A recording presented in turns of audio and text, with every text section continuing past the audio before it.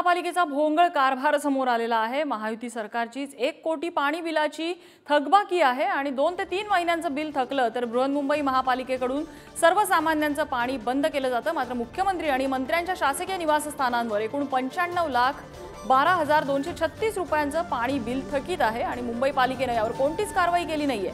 RTI कार्यकर्ते शकील अहमद शेख यांनी पाणी थकबाकीदारांची माहिती गोळा केली। यामध्ये महायुतीच्या सरकारचीच 1 कोटी पाणी बिलाची थकबाकी असल्याची माहिती समोर आली आहे।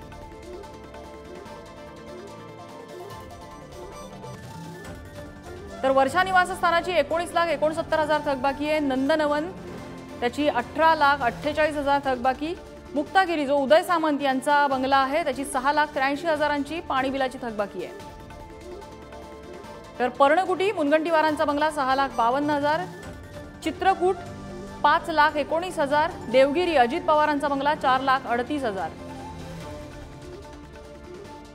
मेघदूत देवेंद्र फडणवीस यांचा बंगला 2,73,000 तर सागर बंगल्याची 1,26,000 पाण्याची थकबाकी आहे। सेवा सदन गिरीश महाजनांचा बंगला 1,56,000 तर रॉयल स्टोन राधाकृष्ण विखेंचा बंगला 92,000 थकबाकी आहे।